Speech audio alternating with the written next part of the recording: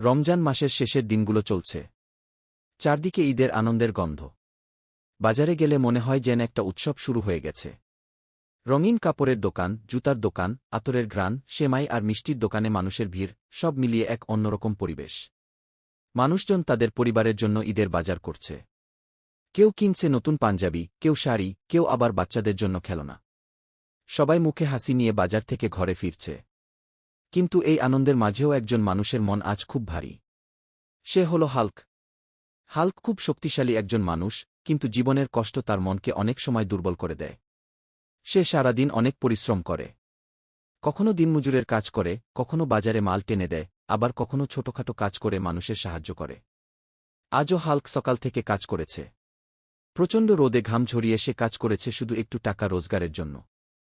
কারণ সে চেয়েছিল ঈদের আগে পরিবারের জন্য কিছু বাজার করবে। তার ইচ্ছা ছিল মায়ের জন্য একটা সুন্দর শাড়ি কিনবে, ছোট ভাইয়ের জন্য একটা নতুন জামা, আর নিজের জন্য একটা সাদা পাঞ্জাবি। কিন্তু দিন শেষে যখন সে টাকা গুনল, তখন তার মনটা ভেঙে গেল। টাকাটা খুবই কম। ঈদের বাজার করার মতো যথেষ্ট নয়। হাল্ক তখন ধীরে ধীরে বাড়ির পথে হাঁটতে লাগল। রাস্তায় অনেক মানুষ বাজারের ব্যাগ হাতে নিয়ে বাড়ি ফিরছে। কেউ হাসছে, কেউ গল্প করছে। কিছু ছোট বাচ্চা নতুন জামা পরে রাস্তায় দৌড়াচ্ছে। তাদের মুখে আনন্দের হাসি। হাল্ক সেই দৃশ্যগুলো চুপচাপ দেখছিল। তার মনে একটা কষ্টের ঢেউ উঠল।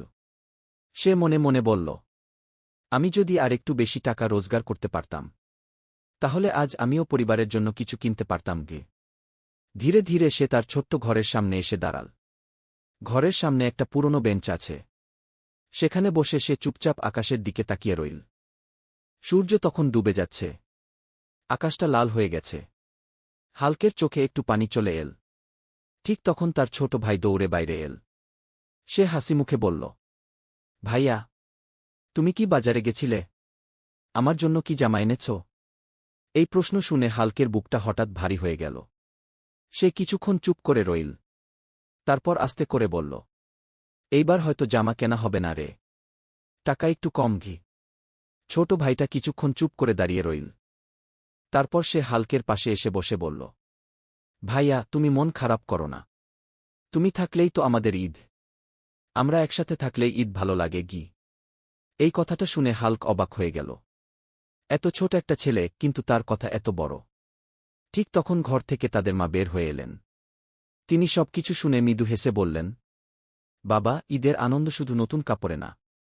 আমরা সবাই একসাথে আছি, আল্লাহ আমাদের সুস্থ রেখেছেন, এটাই সবচেয়ে বড় আনন্দ। হাল্ক ধীরে ধীরে মাথা নিচু করল। তার মনে হল, সত্যিই তো, ঈদের আনন্দ শুধু বাজারে না, পরিবারের ভালোবাসার মধ্যেই আসল সুখ। রাত হয়ে গেল। আকাশে তারা জ্বলতে শুরু করেছে। হাল্ক বাইরে দাঁড়িয়ে আকাশের দিকে তাকাল। তার মনে তখন একটা নতুন আশা জন্ম নিল। সে মনে মনে প্রতিজ্ঞা করল, আমি আরও বেশি পরিশ্রম করব। আগামী বছর ঈদের আগে আমি অনেক টাকা জমাব। তখন আমি আম্মুর জন্য সবচেয়ে সুন্দর শাড়ি কিনব, আমার ভাইয়ের জন্য নতুন জামা কিনব, আর সবাইকে নিয়ে হাসিমুখে ঈদ উদযাপন করব ঘি। আকাশে তখন ঈদের চাঁদ ধীরে ধীরে উঠছে। চাঁদের আলো চারদিকে ছড়িয়ে পড়ছে। হাল্কের মনেও সেই চাঁদের মতো একটু একটু করে আলো ফিরে আসছে।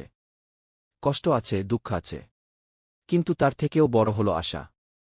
আর সেই আশাই হাল্ককে সামনে এগিয়ে যাওয়ার শক্তি দেয়।